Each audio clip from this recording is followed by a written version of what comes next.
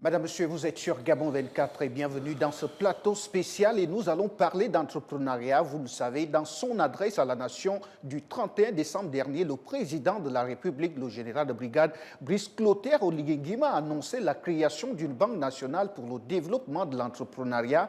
Pour en parler, je reçois Monsieur Arsène Bouzanga. Il est d'abord chef d'entreprise, par ailleurs président de la Fédération nationale des entrepreneurs du Gabon. Bienvenue, Monsieur Arsène. Merci, Monsieur Jean-Cyril.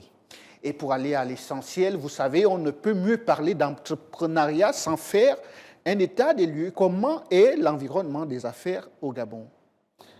Alors, merci encore pour l'occasion que vous nous accordez de pouvoir nous exprimer à la nation et de profiter de votre émission, de faire passer des messages importants, des vœux, des souhaits des entrepreneurs gabonais de tous les secteurs. Alors, à la Fédération nationale des entrepreneurs gabonais, nous réfléchissons en faveur des Gabonais entrepreneurs de tous les secteurs. Et d'ailleurs, c'est l'occasion pour nous d'appeler à l'unisson tous les entrepreneurs gabonais. D'où qu'ils sont, quel que soit le secteur, il est important que nous comprenions la nécessité de nous rassembler, quel que soit le secteur d'activité. À la Fédération nationale des entrepreneurs gabonais, nous fédérons tous les entrepreneurs et nous sommes organisés en commission des secteurs d'activité. Pour parler de l'entrepreneuriat dans sa généralité, actuellement, l'entrepreneuriat au Gabon est en train d'avoir une bouffée d'oxygène avec tout ce qui est mis en place comme dispositif annoncé et en cours d'action par le président de la transition et son gouvernement. En l'occurrence, la mesure en faveur des entrepreneurs pour l'octroi des marchés de 150 millions et aussi ce nouveau coup de souffle, l'annonce de la création de la Banque nationale de développement en faveur des entrepreneurs gabonais. Alors nous allons en parler peut-être un peu plus tard. Revenir un tout petit peu sur cette Fédération nationale des entrepreneurs du Gabon ou gabonais. La précision, elle est de taille. Pourquoi les entrepreneurs gabonais ont-ils eu besoin de se constituer en fédération? Quelles sont les raisons? Alors, déjà les raisons, seuls on peut arriver, mais seul on va vite. Ensemble, on peut aller plus loin.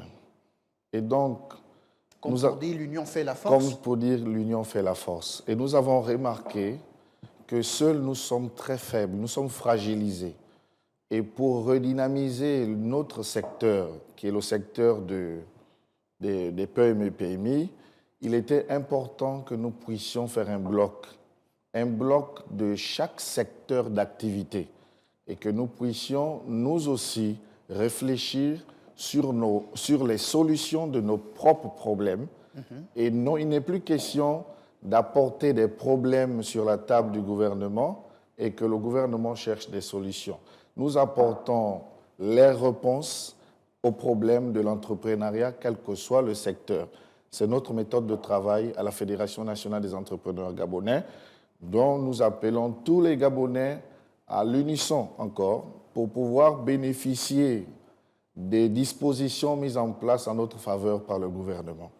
Donc, c'est l'occasion pour moi de dire qu'ensemble, on peut atteindre mieux nos objectifs que seuls. La nécessité d'être en groupe, c'est pour mieux bénéficier de toutes ces dispositions qui sont mises en place.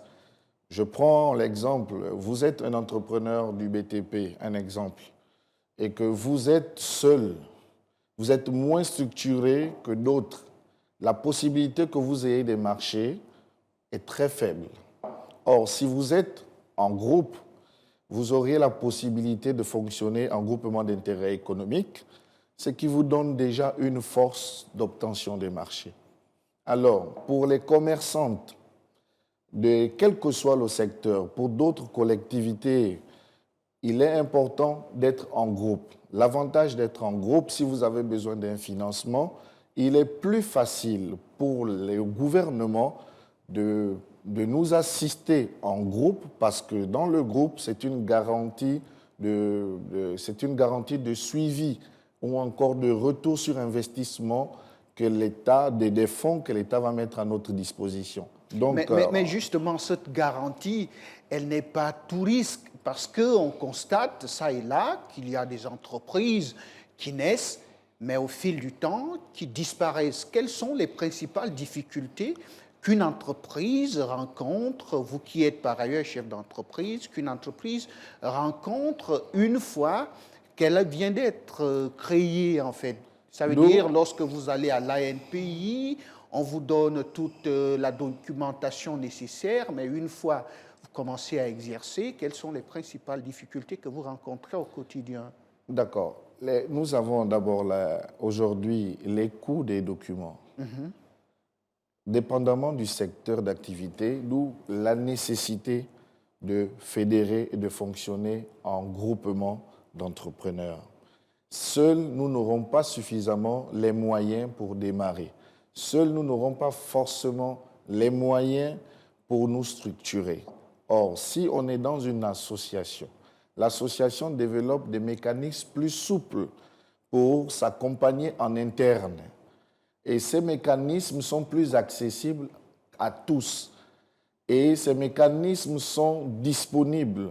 Donc, il est important de savoir que lorsque l'entrepreneur gabonais crée son entreprise, il est confronté immédiatement au développement de son activité. Il va vouloir avoir un local, il va vouloir s'installer quelque part, il aura besoin d'un repère. Il n'a pas suffisamment eu les outils nécessaires pour faire soit un benchmarking ou une analyse des risques avant ou encore toutes les études qu'il faut pour s'engager. Alors, il se lance parce que c'est d'abord l'instinct de survie. C'est en lui, il veut entreprendre et il a l'occasion aujourd'hui de se lancer. Il veut sortir de l'informel, il se retrouve, il n'a pas de place au marché. Pour un commerçant, par exemple. Les places sont occupées, il est obligé de vendre sur le trottoir. Alors que Mamadou et Konaté sont propriétaires de 3 box dans le marché, l'entrepreneur gabonais vend au sol, sous le soleil, et est obligé de rentrer quand il pleut. Vous voyez, c'est des différentes difficultés. Nous n'allons pas axer les problèmes des entrepreneurs que sur ce que vivent les entreprises organisées. Il est important ici de dire que les mécanismes sont mis en place pour sortir les entrepreneurs de l'informel, mais après, lorsqu'on commence à rencontrer des difficultés, on n'a plus envie de se formaliser. Ça ne motive pas un entrepreneur qui a pris le risque déjà de créer son entreprise, à commencer de faire des dépenses et se retrouver buté par des systèmes qui sont déjà, j'ai envie de dire, tolérés par le gouvernement. Et donc là, il se dit quoi? Soit je m'impose, et pour s'imposer, c'est dans le temps, ça a un coût, il n'a pas forcément les moyens financiers pour tenir dans le temps, et après, il se casse la gueule. On dit les entrepreneurs gabonais n'entreprennent pas. Prenons la dame commerçante qui fait la coiffure. Les box privées au quartier coûtent très cher. Mais les box qui sont à caractère social au marché sont quasiment occupés à 80% par des ressortissants étrangers. Sans vouloir être xénophobe, est-ce que c'est l'une des raisons qui vous aurait poussé à vous constituer en fédération nationale des entrepreneurs gabonais et non pas du Gabon? Oui. On a remarqué qu'à la FEG, nous n'avons pas notre compte. Personnellement, mon entreprise, je l'ai fait fédérer à la FEG. Mais j'ai remarqué, nous avons tous remarqué que la FEG ne met pas l'accent sur les PME-PMI. Il n'y a rien de concret. Et donc, nous avons préféré fédérer uniquement les Gabonais. Parce qu'il est question ici de redynamiser les entrepreneurs qui ont longtemps été marginalisés. Il est question ici de redonner un coup d'espoir à ces entrepreneurs-là qui ont des difficultés de se structurer. Or, ensemble, nous pouvons apprendre comment répondre à un appel d'offres. Ensemble, nous pouvons s'apprendre comment structurer nos entreprises. On peut s'auto-former ensemble. On peut apprendre quels sont les paramètres qu'il faut pour être crédible auprès d'une banque. Ensemble, on peut s'apprendre où aller pour obtenir quel document. Ensemble, on peut déjà se donner les prérequis pour que celui qui va se lancer demain ou pour que celui qui est bloqué puisse au moins déjà ne plus se sentir seul. C'est pourquoi nous avons jugé nécessaire de fédérer et se donner de la force et consommer des services déjà entre nous. C'est déjà ça le principe. Et nous ne fédérons, ce n'est pas de la xénophobie.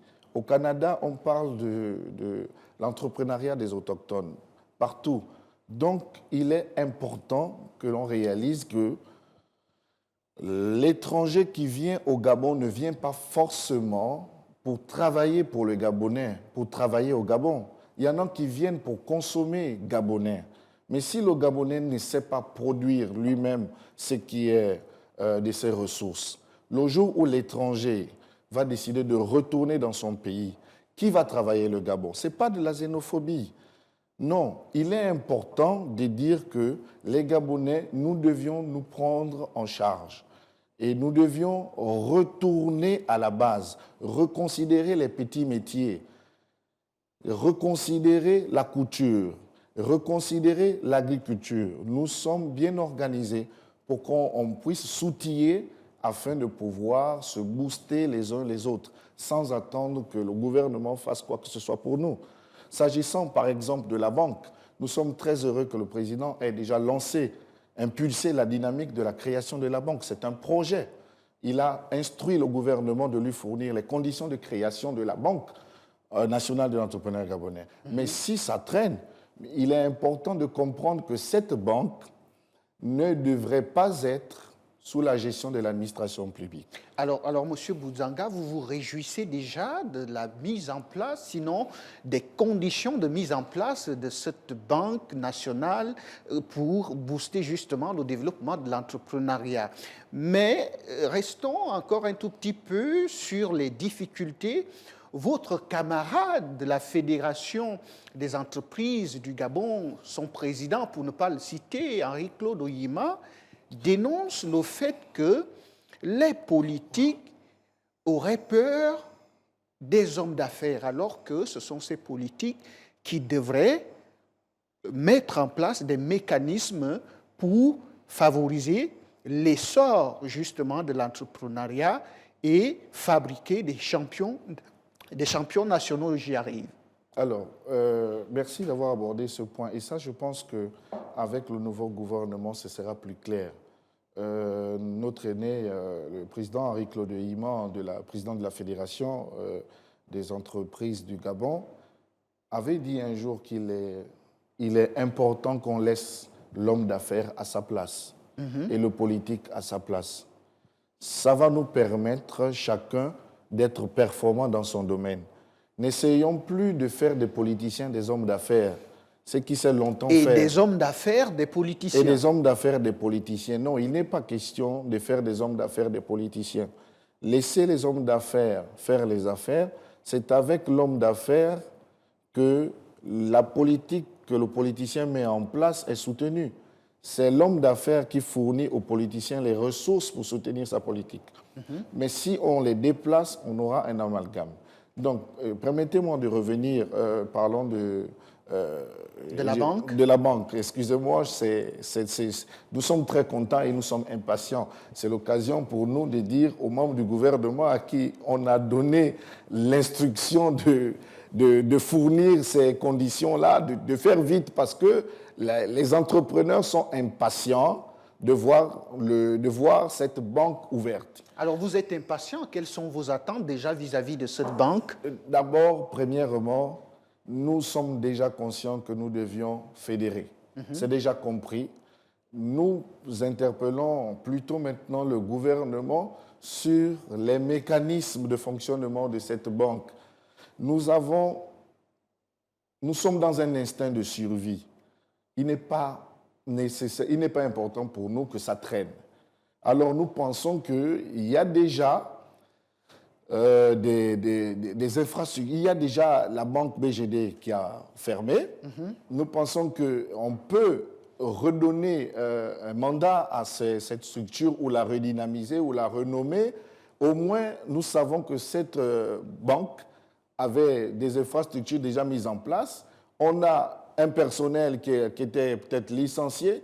Donc, tout est là pour reprendre immédiatement la Banque nationale des entrepreneuriats, sauf si la Young Team a tout vendu. Mais je pense quand même que la BGD a laissé de l'immobilier et tout est prêt pour redémarrer. Et c'est présent dans les 9 provinces. Donc, on peut déjà utiliser la marge que nous offre, que nous a laissé la BGD pour redynamiser le plus tôt cette banque. Nous-mêmes, nous pouvons amener des investisseurs. Et nous disons au président qu'il n'est plus question qu'on laisse le gouvernement réfléchir. Nous-mêmes, nous pouvons trouver des investisseurs pour faire ce partenariat public-privé avec l'État pour que cette banque voie le jour le plus tôt possible. Espérons que le président vous aurait compris dans cette proposition que les entrepreneurs soient associés à la réflexion qui concerne la mise en place de cette banque. Nous comprenons justement que vos attentes sont urgentes. Mais est-ce que le simple accompagnement financier suffirait à ce que le levier entrepreneurial puisse être véritablement actionné au Gabon? Est-ce qu'il n'y a pas d'autres défis? Certains pointent du doigt le fait que le marché gabonais serait un obstacle à l'essor justement de l'entrepreneuriat quant à la taille, à la taille de ce marché. De l'autre côté, il y a ceux qui parlent justement de la cherté de la main-d'œuvre. Comment est-ce que vous allez mettre tout cela en musique, même si la banque est déjà là pour vous accompagner? Alors, pourquoi la main-d'œuvre est chère? Pourquoi toutes ces difficultés? Si déjà nous-mêmes, les locaux, on nous donne du travail, cette banque, ce n'est pas de l'argent à dilapider. Non, il y aura des mécanismes. Nous devions élargir l'écosystème entrepreneurial et inclure tout le monde afin que des mécanismes et des paramètres qui vont nous permettre d'identifier les performances économiques de chaque secteur. Et puis, l'autre chose, il est important que le gouvernement puisse déjà dénicher les secteurs prioritaires. Il est vrai qu'on doit financer tous les secteurs, mais en plus de ce financement, il y a le lobbying que le gouvernement devrait mettre en place. Il n'est pas question de donner des fonds en espèces forcément. On peut avoir des produits, développer des produits comme le leasing. Il n'est pas question qu'un entrepreneur vienne demander les fonds et qu'on lui donne forcément des liquidités. S'il a besoin d'une machine pour labourer, il faudrait qu'on l'achète cette machine qui peut lui permettre de rentrer directement en activité afin de garantir un retour sur investissement pour la banque. Parce que ce ne sera pas nécessaire et productif ou avantageux pour nous les entrepreneurs que cette banque ferme le plus tôt possible. Alors, on ne voudrait pas que cette banque ferme le plus tôt possible, vous le dites bien, parce que par le passé, il y avait déjà eu la Banque nationale de crédit rural qui avait fermé. Quelle est la garantie en termes de crédibilité que les entrepreneurs mettent sur la table face au gouvernement qui est en train de réfléchir sur les mécanismes de mise en place de cette banque pour soutenir l'entrepreneuriat? Est-ce que vous êtes crédible? Oui, nous sommes crédibles. Nous ne voulons plus que les systèmes de microfinancement ou de financement fabriquent les entrepreneurs.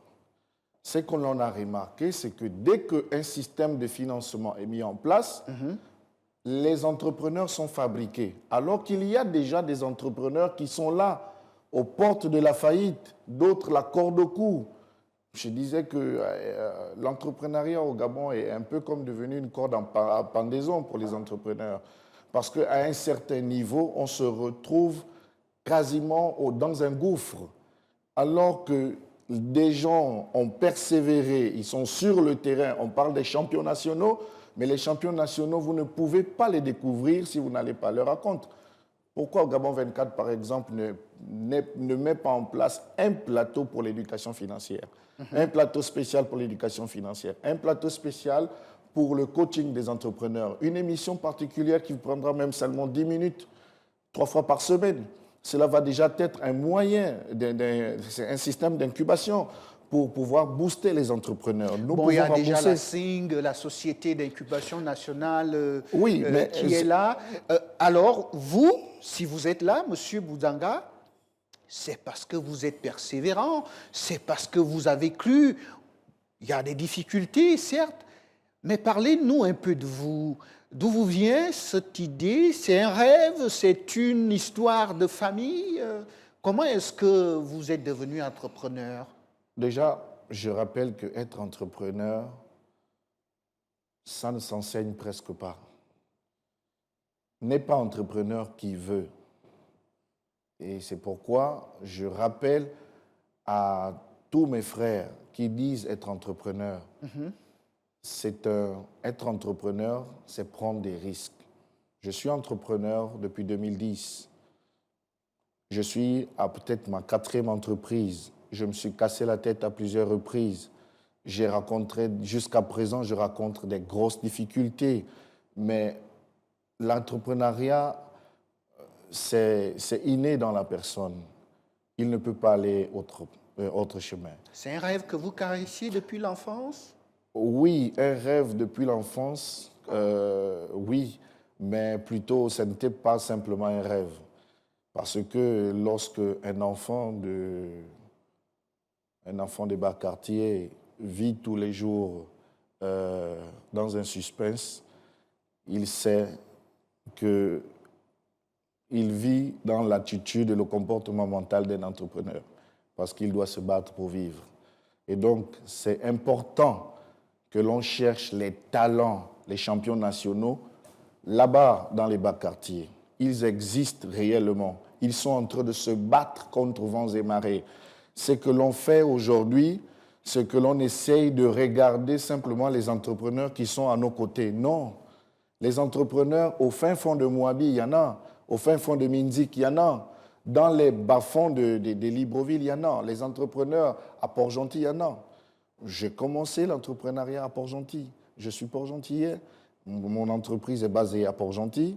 Et notre siège ici à Libreville. Nous avons une 12aine d'employés.